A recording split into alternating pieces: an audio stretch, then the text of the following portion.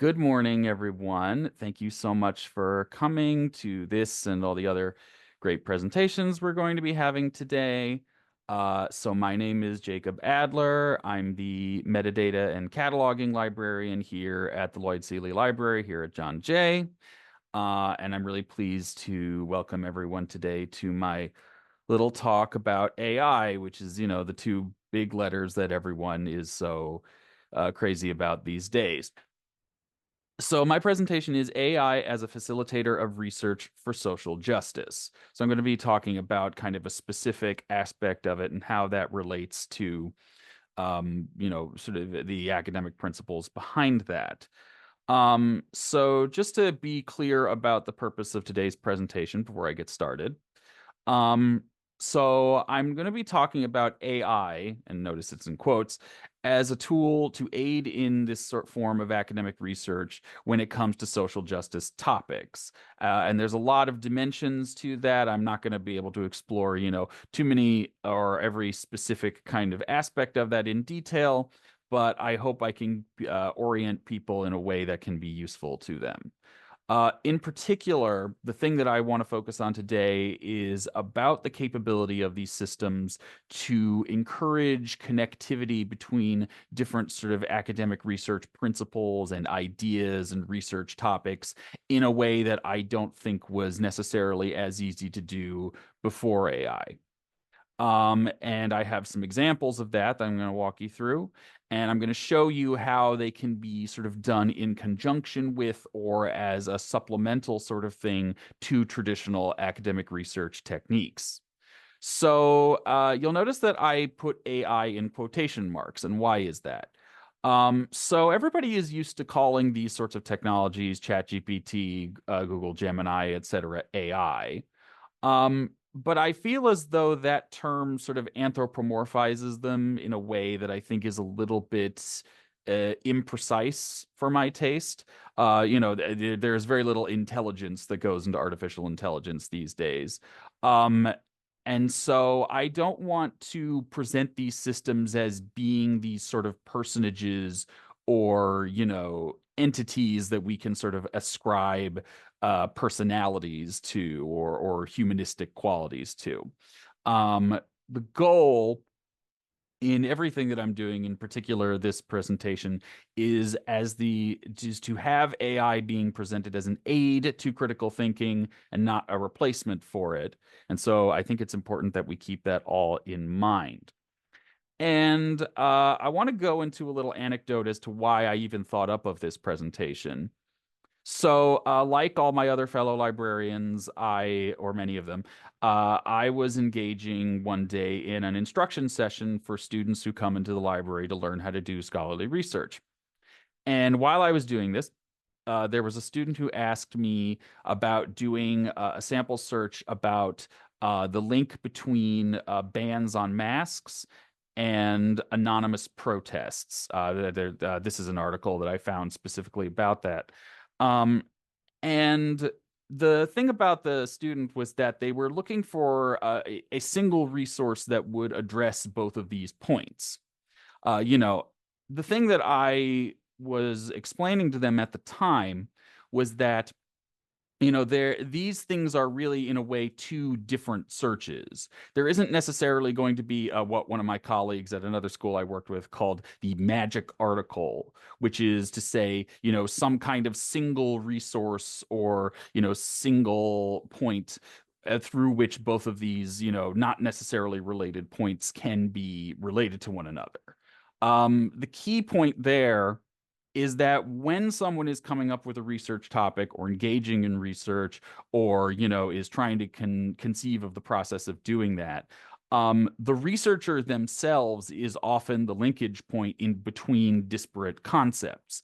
It's the idea that you're forming a hypothesis, you're doing literature review, and then it's your job as the researcher to concatenate all of that into a comprehensible form. And as I was thinking about this, after the fact, I said to myself, well, wait a minute.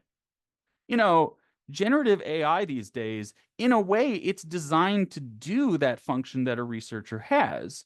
You know, it's meant to reach out to these thousands and millions upon millions of data points, all sort of existing within their own instances and their own spheres, and form connections to them based on inputs through naturalistic language. And I thought, well, that's really interesting. I wonder how that can be applied in this context in a practical way.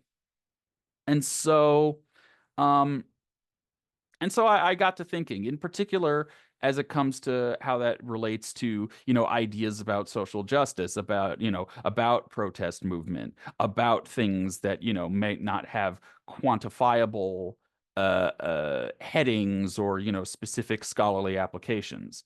Because research is so often couched in quantifiable terms.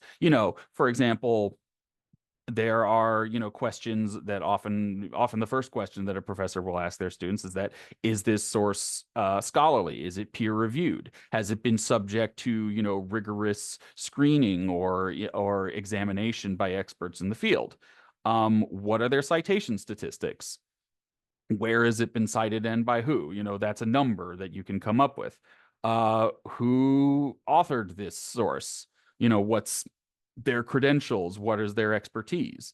What keywords or subject terms are associated with this particular resource? These are all things that we can discern. And in fact, resources like the Lloyd Seeley Library are set up, much like all the other CUNY libraries, to allow people the ability to access this information fairly easily. If I call up an article and it's peer reviewed, it's going to tell me that it's peer reviewed. It's going to tell me that it's open access. It's going to tell me, what sort of electronic access it can have. There are systems in place that we can see who has cited this work, what has this work cited. These are all things that a researcher can pretty easily discern. So that leaves the question of what is unquantifiable, what is not so easy to discern. And this is where we sort of reach this liminal state where it becomes almost like a psychological question more so than a research question. So, like, for example, you know, usage of terminology can make a big difference in terms of research results. If I'm doing a subject search for global warming, right?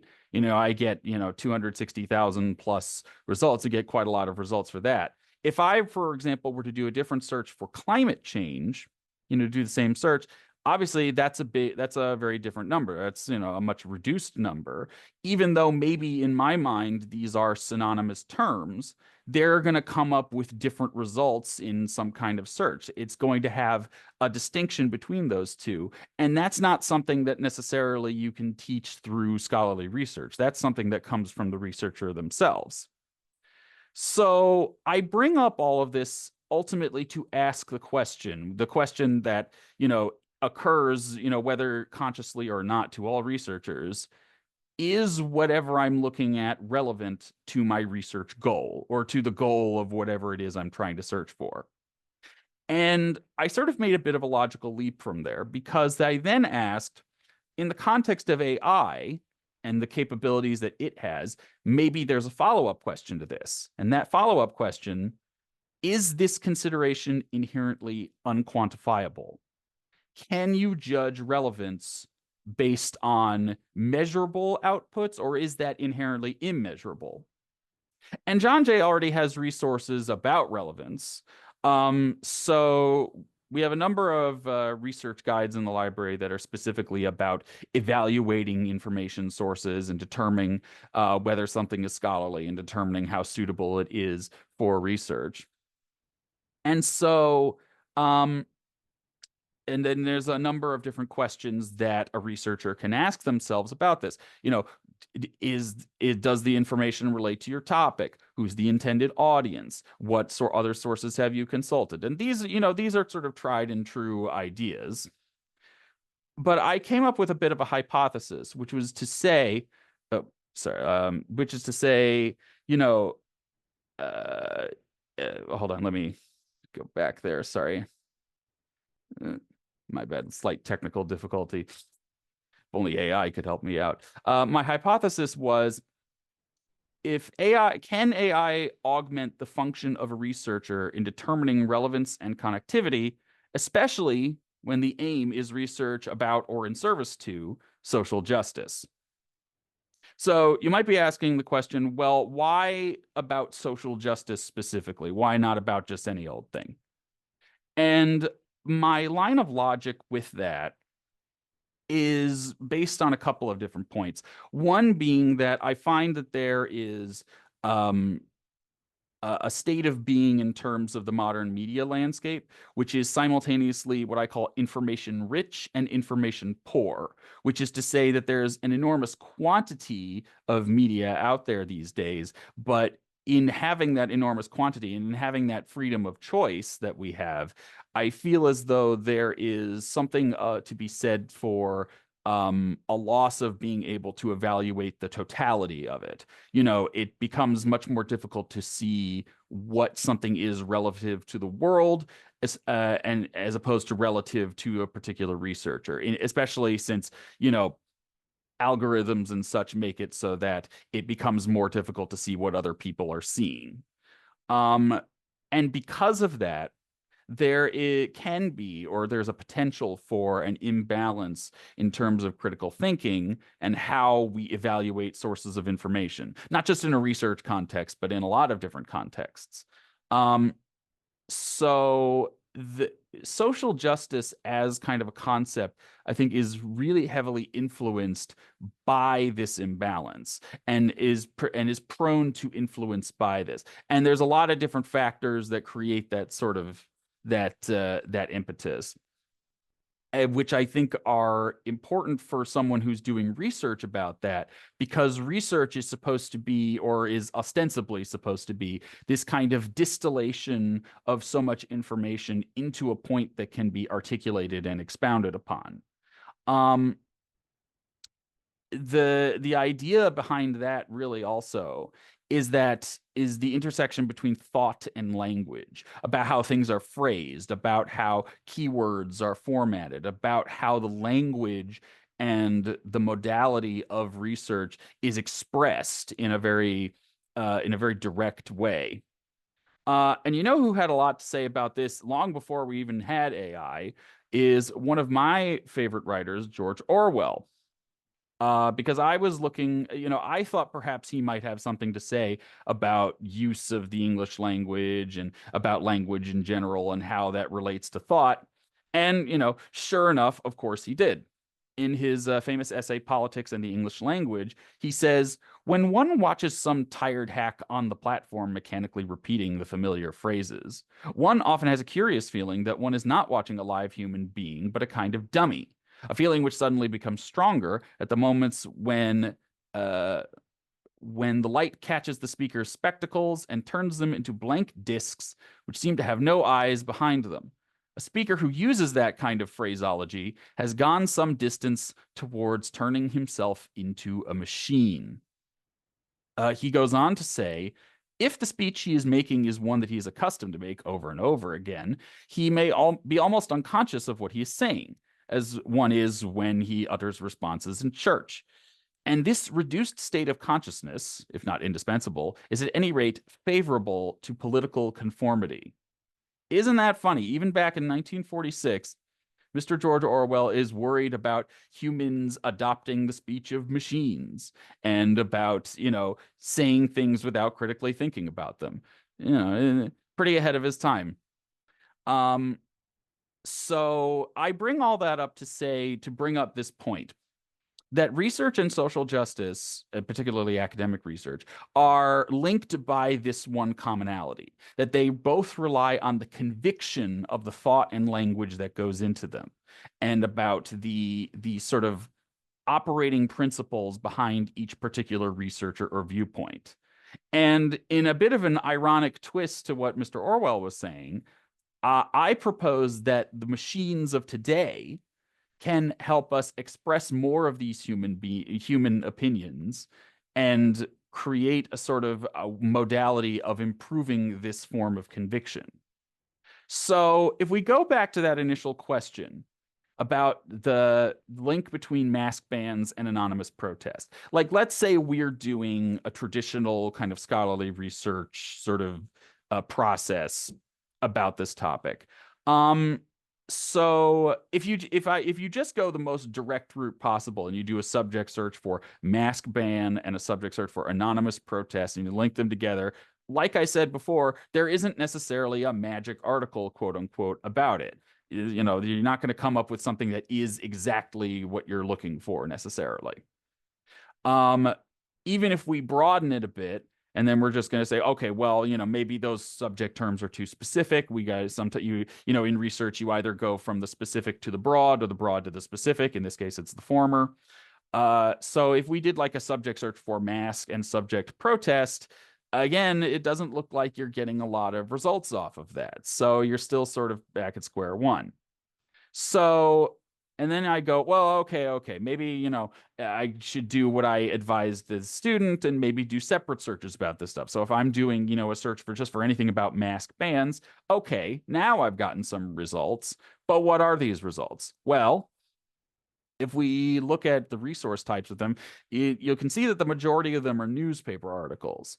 And as a matter of fact, if you look at one of them, you're going to see that there's another problem that comes up with here because, you know, what do we have from this business journal? We got mask ban talk shows that Hochul is grasping at straws. Banning masks on the subways would be a knee-jerk reaction, like the governor's congestion pricing reversal. So, one, slightly off topic, and two, clearly there's a bit of a bias at work in this particular resource. So, which may, you know, may not be appropriate if you're doing some kind of scholarly research for that kind of thing. So, um, even if we were to restrict that kind of search just to peer-reviewed material, which is what I did here in this result screen, one, there's not terribly many results we get from there, and two, they don't have a lot of currency. Like the only one that might be sort of appropriate from the research, that's from about 10 years ago. Which, you know, it may not take into account certain things that may have happened in those 10 years that might change the meaning of mask bans. Uh, I can't imagine what that would be. Maybe some kind of global pandemic. Who knows? But so now, that's not to say that the library doesn't have other resources that are available for that kind of thing. Now, like for example, we have another one of our library research guides that is about social activism, that's about you know, various protest movements and things. And this is a great jumping off point for a lot of different, you know, resources and, you know, research tips about trying to find, you know, things that would be suitable for this kind of search. Now, this, however, you know, brings us to the issue of, well, you know, there's also a big time investment that can be involved with this because research always has a bigger time investment. And so, you know, it may, especially for students who maybe have not worked with scholarly research previously to coming to university, it can be a little bit overwhelming to try and parse through all of that. I mean, you know, I'm confident that they can, but you know, there are a lot of constraints involved with that sort of thing. So let's say that then we wanted to supplement this kind of search with, you know, our AI friends. And so I start with the one that probably most of us are familiar with at this point, ChatGPT. Well, specifically the what they're calling the 3.5 free version of ChatGPT, which has had a lot more functionality than when I was first using it, you know, 2, 3 years ago. So let's say that you know, we want to test it out here. Well, first of all, one of the things you'll notice about AIs is that obviously they accept a lot more naturalistic language than you would use, you know, with some kind of scholarly database or something like that. So I put in a question here. Discuss the effect of bans on face masks, parentheses, due to COVID-19, end parentheses, and anonymous protest. What issues arise because of it? And it spat out a fairly detailed result. The header up there is going banning face masks, whether due to COVID-19 mandates or during anonymous protests, have significant social, political, and public safety implications. Excuse me. Uh, and you'll notice that that even ChatGPT is treating these as, you know, separate issues that I have put forth. I guess it's parsed them as separate topics, but is going to try and create linkages between them. I'm not going to give you the entire result that it gave me because it was quite lengthy, but you can see sort of where it's oriented based on its headers. It has one on civil liberties and privacy. We got one for public health risks. We've got public safety and criminal behavior. We've got disproportionate enforcement. We've got the effect on the democratic process, which is everybody's favorite topic these days. Um, and just to give you an example on what one of those looks like, ChatGPT tends to, and a lot of these AIs tend to format their answers in forms of lists or bullet points and things like that. So one thing it has here is like freedom of expression. In many democratic societies, wearing masks during protests can protect participants from being identified, ensuring their freedom to assemble and speak out without fear of retaliation. A ban could suppress dissent by discouraging participation. Okay, so that's kind of a generalized answer to the question that I posed. And so it's maybe useful if like you're looking for a topic, but it's not useful as a source in and of itself. So that's when I move into the second sort of option, which is that, interrogating the system. And then I go provide specific examples wherein this has already occurred. So I'm like, okay, I know generally kind of on a subject level what you're talking about, but what kind of examples can you come up with? And then they're like, well, okay, here's some. So they've got like the Hong Kong police protests, they've got the George Floyd protests, they've got the yellow vest protests, all that municipal stuff that was going on in France a few years back. They have this one was interesting to me, these protests in Turkey that I didn't actually know about until I even did this search. So I actually did learn something sort of unrelated by doing this. Similarly, the Canadian one they list here, Bill 62. So it's sort of giving you generally results like that, Russia's anti-mask laws during the 2021 protests. So, okay, so those are kind of specific examples there. But here's the thing. Uh, the thing that I found most interesting about that particular prompt over there is that the system then sort of extrapolated where I was going for, and then it said, oh, here's lessons we can learn from these examples. It's almost like setting up a theme if we were doing like a literary analysis. So it's kind of explaining its rationale for why it's grouping all these together. Things about like repression versus safety, public trust, disproportionate impact against marginalized group. It sort of concludes by saying these examples underscore the delicate balance between public safety, health considerations, and protecting democratic freedoms. So that's all well and good. But then I asked it the big question, cite your sources. This is the thing that, a lot of these AI systems historically have always had some trouble with. And so, it comes back at me and it says, sure, I'll give you citations. So like, for example, we've got this article from the AP News about the governor considering a face mask ban on the subway and about how that impacts,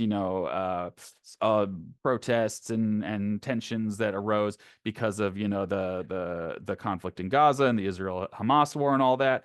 And the fun thing is, and this is, I think, is a more recent addition, the ChatGPT will also provide links to these articles. So, like for example, this is the front headline and the dateline of that particular article, and it does appear to be exactly what it says it is. So which is a change of pace sometimes. But then I'm like, okay, well, what if I go one step further? And then I go, are there scholarly peer-reviewed sources on this topic? If so, please list them. And see, so, it's like I said, well, yeah, I said cite sources, but I wasn't being specific enough. And this is where the idea of prompt engineering comes up. Again, that intersection between thought and terminology. So it gave me a whole bunch. One that I found particularly interesting was this article that was from Disability Studies back in 2021. It says here, it's listed as COVID-19 and the Necropolitics of the Anti-Mask Movement. And it gives a little summary here. And it says, this study examines the anti-mask movement during the COVID-19 pandemic, discussing how mask mandates are perceived as constraints on personal liberties and the implications for public health. And I'm sitting there going like, well, this sounds like it's pretty close to what it is that I'm looking for. That sounds great. And so again, it links it to me because it's an open access one. Um, you will notice, however, that I've highlighted that the author of this, it's listed as Michael Gill. If you actually do open this article up, uh-oh, the author's article is a different guy, Jordan Grunewald. So again, this goes back to this idea of always being able to evaluate sources. Um, and I think that's an important point when it comes to research in general, because the sort of clarion call that we've heard over and over again whenever someone is interacting with any of these AI systems is about the coupling of their utility and their fallibility. It would be a whole other presentation for me to go through all the various pitfalls of using AI. The fact that the information that it takes can be subject to bias, that it can make certain assumptions that can be harmful about the people that are using it, that it's prone to hallucination and making stuff up. Like it'll make up an author of a paper even though it's not the right paper. I think that we all sort of already have an idea about that. The thing that was interesting to me, that I would put forth, is that that is not functionally different on the part of the end user as evaluating any other source of information. Because no matter what your source is, even if it is something that has been subject to scholarly review, uh, I would say that the researcher themselves always has to be the final arbiter of, again, that question of relevance and of that question of usability and utility. And that holds true whether it's, a news article, whether it's a journal article, whether it's, a rumor they heard on the street or whatever it is. That's the basis of critical thinking, is not necessarily accepting things at face value and having a capacity to evaluate them in a way that's useful to your end goal. Um, and so the thing that I think has been interesting is that more recently, there have been these generative AI systems that have come about that are more purpose built for scholarly research. One that my colleagues at the library told me about is this one called SciSpace. And so I tested a similar question here as I did on ChatGPT. What is the relationship between mask bans and anonymous protests? You'll notice that it gives me a lot of little suggested questions. What are the historical precedents for mask bans as a means of controlling dissent? Can anonymous protests still be successful in the absence of masks? So already it seems to have a little bit of an idea of what I'm looking for, or these are things that people have already asked it, which means, it may have been trained a little bit to recognize questions like that. And you're going to notice that the results, at least in formatted in text form, look kind of similar to what you would see in ChatGPT. It's got, it has listings, masks serve to protect individual identities from surveillance. They foster a sense of collective identity. It's sort of a bullet point thing. It's got its own hyperlinks and everything. What distinguishes systems like this, at least to me, from something more generalized than ChatGPT is that if you scroll down, you're going to find that it has listings of all of the sources that it used to consult and put together their answers. And then you start to see something that looks a lot more like what it would look like if you were doing research through a scholarly resource like the library. If we open up one of these, I opened up the second one here: masked protests in the age of austerity, state violence, anonymous bodies, and resistance in the red. Um, and I know, well, I actually ended up opening up a different one, but I opened up that one too. So this one was interesting to me, the protest and digital adaptation. And so this was this was interesting to me because it surprised me. Now, this is a bit of an extrapolation of what my initial question was about the relationship between mask bans and anonymous protest. And the system kind of came up with this broader question of, protecting people's identities and how that relates to protest. And so in the apps, and so you'll see the what they call the TLDR, or sort of the summary of it. They're saying the author has examined how political protest influences the use of anonymity preserving digital services in autocratic governments. And actually, if you, I have a little bit of an excerpt from that article. This is from a publication in 2022. And so this quotation makes reference to something called to Tor, which is short for the Onion. What was it? The Onion router, which is a network that people use to communicate anonymously online. And you'll notice in this quote, it says, in addition to protest occurrence and magnitude, we argue that internet users are more likely to turn to the Tor network when the government cracks down protesters with physical intervention. If activists experience repression, they are more afraid of the government and should thus be more likely to turn to Tor. So this was fascinating to me because the system kind of made this inference that I don't think I would have thought of before. Because it's saying, okay, so you're talking about the relationship between how people protect their identity and sort of their protest activities, and they extended that from a physical protection into a digital one. It's extrapolating this concept into a more sort of into a more far-reaching idea than I would have thought of on my own. And so that I think is very interesting in and of itself, because one aspect of research that, maybe doesn't get talked about enough is that a research question can change as you investigate it. You as a researcher might have an assumption about a topic that you look at data, you look at sources, you look at, whatever it is that you find in your research, and then you go, well, hold on a minute. The research, doesn't necessarily support what I thought of. Or in instances like this, it can be you can say, "Oh, that's really interesting. That's actually more so of an idea that I hadn't even thought of before." And this is, it opens up a whole interesting avenue of research to me.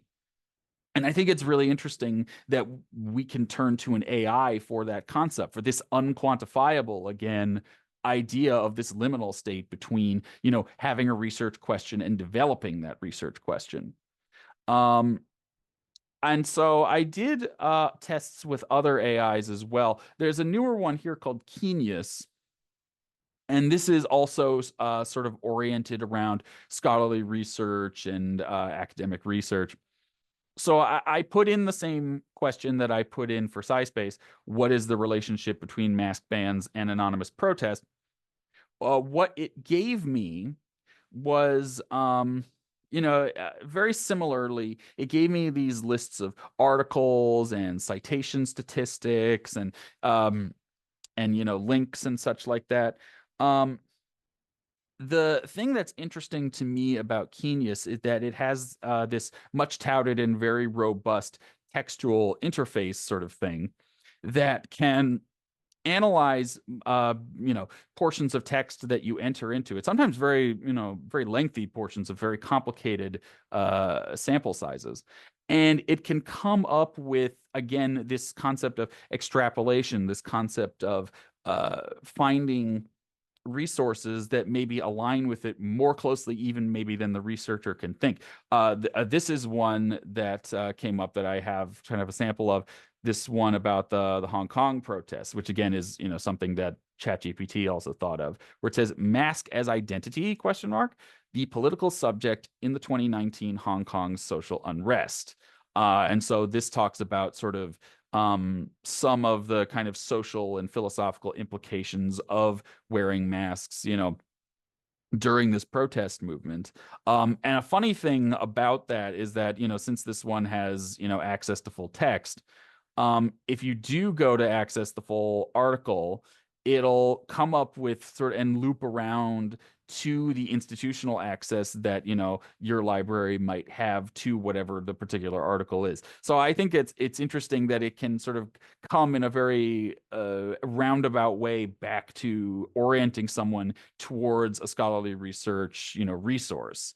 Ultimately, these things might be more interconnected than maybe we think they are.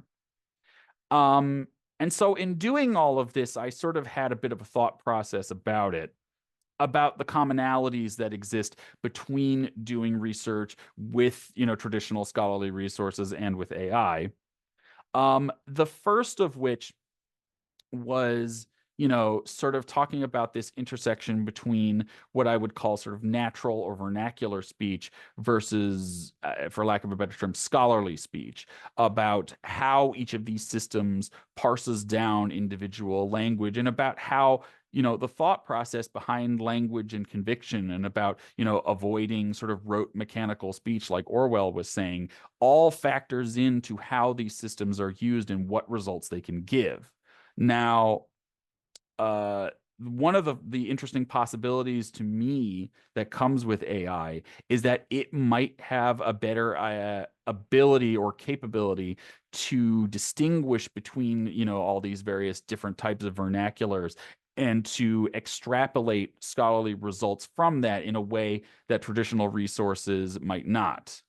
Now, the thing that is, I think, also a pitfall of both of these forms of research is that both of them are prone in their own way to misinformation, to spitting out results that are either deliberately designed to put forth some kind of idea or ideology, or maybe are just misaligned with whatever the researcher is actually looking for, in a way that can be frustrating or confounding to research.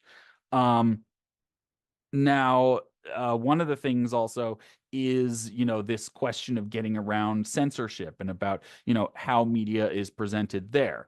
We've all seen this very, very recently, this week, in fact, what with not just the sort of banning slash unbanning of things like TikTok, but then also, the after effects of that, where certain topics are, harder to access on these platforms because of all the vested interests around them. Or about, I was just reading, maybe yesterday or the day before, about how there's this joint venture supposedly with OpenAI and all these other AI companies that, is being proposed, and then it has, all this promise of creating, new technologies and new avenues of using that technologies. But then who are the people that have a vested interest in putting that forward, and who would benefit from that? um these are, these considerations are not necessarily different between, scholarly resources and other forms of media and resources, but I do think that one of them has, maybe more of an outsized effect in an immediate way. And so that's something to keep in mind. um Again, all of these things can be impacted by, corporate interests, data biases. All of these are things that have to be considered when talking about relevancy, when talking about, the currency and the suitability of each resource.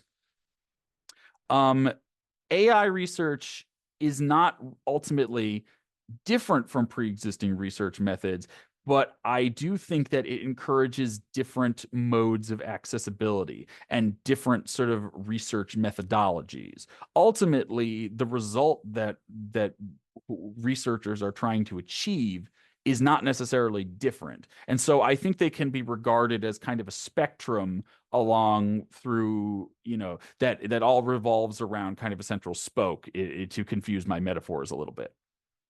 Um, and there are people that have been doing really interesting work with this concept. So Gabriel Lorenzo Aguilar from Penn State wrote this article about, it's entitled "Rhetorically Training Students to Generate with AI: Social Justice Applications for AI as Audience." And in it, they say generative AI are more receptive to users' input, especially if said users are versed in social justice approaches. AI technologies like ChatGPT offer opportunities for users to input information and receive generated content in ways not possible from older algorithms. While compositionists can be wary of using such technology in their teaching, this article argues that approaches in social justice can help compositionists train their students to input ethical information and recognize harmful output from generative AI. So they're arguing that, an approach to kind of research involving social justice is itself could be potentially a better way of parsing out information from these AI systems. They go on to say, while there are countless examples of technology harming marginalized groups, one common thread between examples is that the designers of the technology are exclusive to the positionalities of potentially harmed audiences. A social justice approach recognizes that technology is not a neutral purveyor of information to a user. Rather, technology is always imperfect because of the biases that go into the design, input, and output.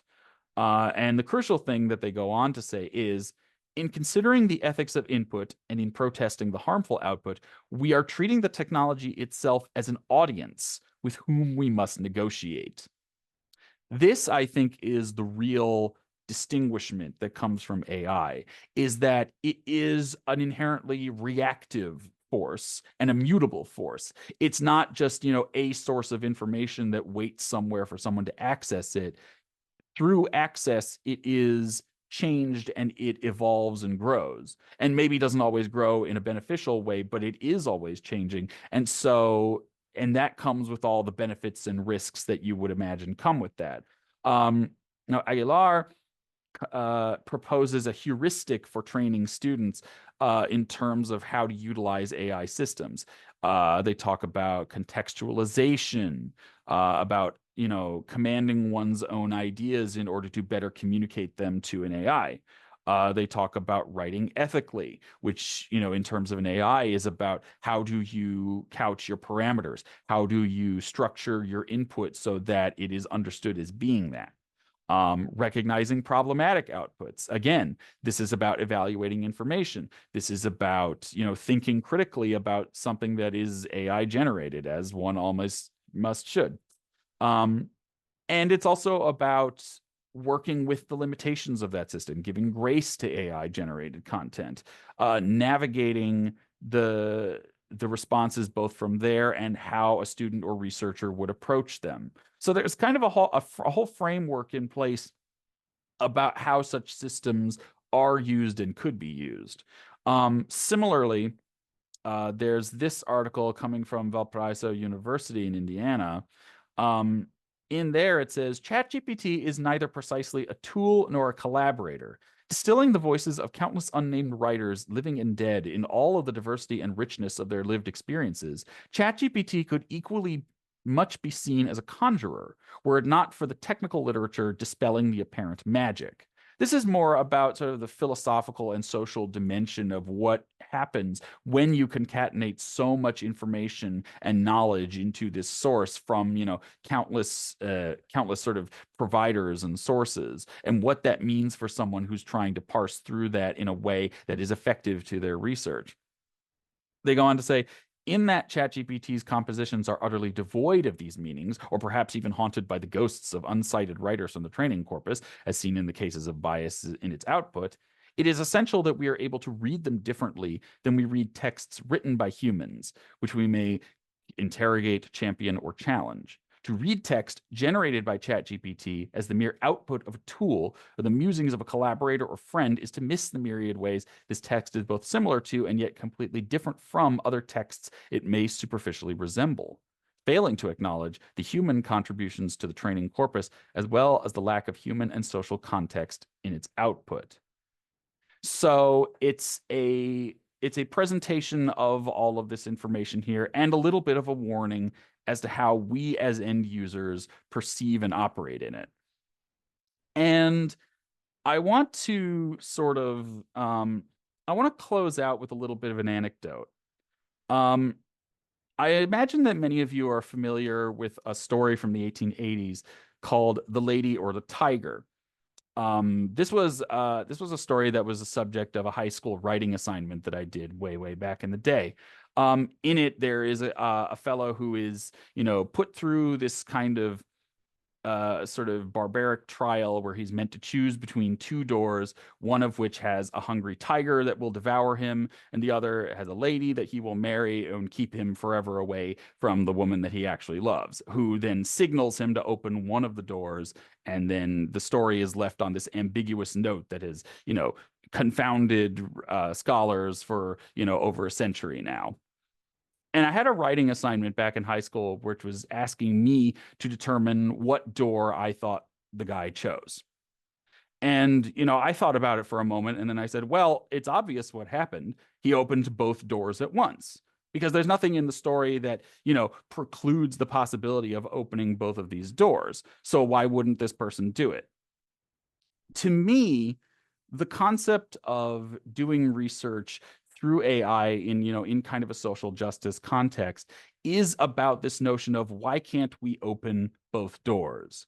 Why is it that, there is a choice presented to us that must be mutually exclusive?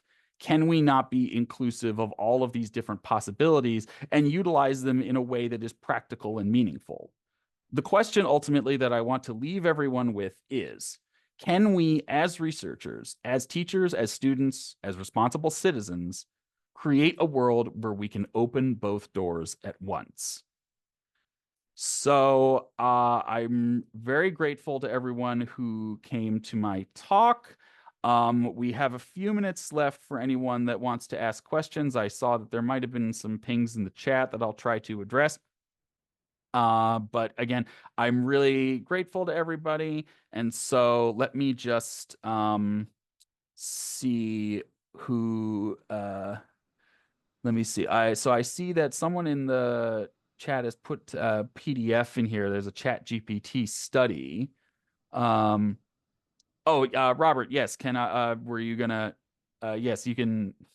Yeah, thank you so much, Jacob. That was really informative and thoughtful and well put together. I must say that I believe ChatGPT and generative AI that these are just Pandora's boxes, and I really prefer to try to stay away from them as much as possible. Although it's inevitable that I see students veering towards these. It's kind of like, they're tempted for that candy. I was the coordinator in the sociology department last semester, and I happened to evaluate two courses. One in which they allowed the use of AI in the assignments in the final paper, and one in which they didn't. And I found that the papers in the course where they allowed AI, that they were practically all perfect. They didn't have the really poor quality, but they also didn't have high quality either. You didn't see the creativity, the ingenuity, because they were a bit stifled, I think. And in this ChatGPT study, they find that students who are using AI tend to procrastinate more. They tend to be less motivated. And what I found was that their papers are simply just less interesting and less Hmm. creative. They're grammatically perfect, but I think that we're basically kind of opening the door to lose our jobs. We're like innovating ourselves out of jobs, and we're stupefying and creating a stupider population. We're becoming a bunch of idiots that just ask AI questions rather than thinking for ourselves. So I'm a real Luddite with this, and I'm trying to attend all the AI workshops that I can, but I have yet to see anything that convinces me that this is not destructive to our professions and to student learning. I'm No, those are all really excellent points. And I have to say that when I first learned about ChatGPT, I think that I was completely 100% in step with your opinion for, about the first 10 minutes of me knowing about its existence. I remember saying to myself, I have a bachelor's degree in English, and so I'm thinking like, oh my God, people aren't going to write anything anymore. They're just going to have the machine do it. This is terrible. Um, and it took me about 10 minutes to change my mind because my wife showed me an email that someone had sent her as part of her job that was it was written by someone that needed a lot of assistance in formulating their point. It was almost incomprehensible. And then it occurred to me, well, maybe there are people out there that need machines to write things for them.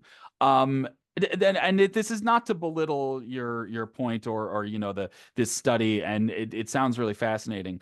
Um, I would quote a little bit, and I hope he doesn't mind me saying this. At one of the first talks that I did of this, a couple years back now, Our guest speaker was Jack Koenigsberg from Hunter, who I think has done some tremendously great work with AI and using it in the classroom and such. And the one quote that he said that always stuck with me from that was that he was addressing a bunch of educators and professors and such. And then he said, listen, if you can plug one of your assignment prompts into Chat GPT and it generates like a B paper, B plus paper, then the fault is not necessarily with the system, but you need a different assignment.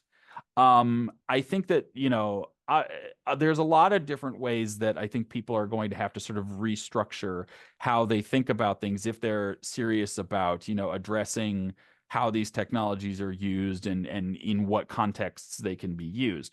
Now, I don't claim to have all or maybe even any of the answers about that. What I would say is that I think that, I don't think it can be sort of an all or nothing approach. I think that there's a way to be nuanced about this sort of stuff. And I haven't necessarily used these things professionally, except, in terms of how, how to talk to people about it and how to instruct people with it. What I would say is to always be, wary of what sort of you're saying that things came out technically perfect, but what does perfect mean? Like, if someone is just maybe being judged in terms of their grammar and sentence structure and such, then yeah, that's one consideration that people can have about, content generated by an AI. I think that there are numerous other sort of avenues and contents that can also be considered. And so I wouldn't worry about losing our jobs just yet. Maybe this is me lying to myself a little bit, but I would actually argue that the presence of such technology, at least from my perspective, means that there is a much greater need for information literacy and a much greater need for the ability to evaluate information. So I'm a little bit optimistic about that, but it's one thing that we'll see. All right, Thank you so much. um, so we have someone saying, we have E. Lopez saying, "Thank you, Robert. What I found is the student writing minimizes their unique point of view." Well, that sort of goes back to my point about the the intersection between sort of vernacular and naturalistic language and scholarly language. There's been a lot made about sort of, and I was even having a conversation about this recently about how even sort of the nature of scholarly work sometimes can diminish the lived experience and point of view of, a particular student that, may differ somewhat from what established literature may or may not say about that. Um, and so I think the jury is still out as to whether an AI system is, inimical to that or perhaps supportive of it. It would be interesting to me to see, nowadays we're seeing AI systems that are much more purpose built, sort of like the ones that I demonstrated that are about, scholarly pursuits and sort of academic research and such. There's even more kind of esoteric applications for AI these days. I know that I don't know if it's still around, but there was one maybe a year and a half ago that was oriented around like mental health and social counseling and things like that. The last time I tried it, it didn't work terribly well, but it's interesting to me that people are coming up with ideas like that. I wonder if there is a way to orient an AI system around, help, that are sort of, or if this makes any sense, oriented around people's different viewpoints and oriented around, helping people to ensure that their voices are heard. I don't 100% know how someone would do that. Someone who's, much smarter or maybe much weirder than me would have to figure that out. But it's something that we're going to have to be wary of. Um, so let's see. Are there any articles that have an examples for assignments? Um, uh, what I can tell you about that is that back when I was working at Bronx Community College, and which was when, this sort of AI boom first started, um, I worked on making a library subject guide that was specifically about using AI in scholarly research, and it sort of evolved from there. At the time, I was looking for pre-existing examples of libguides like that to base it off of. There weren't terribly many. Now, if you do a search for them, you would never get through them all. There's a million of them now. And so there's a lot of resources out there for people that are interested in that. I'm fortunate I didn't have those prepared ahead of time. I'll tell you what, I'm gonna put my uh email contact. It's probably on the slide already, but I'm gonna put my email in the chat here.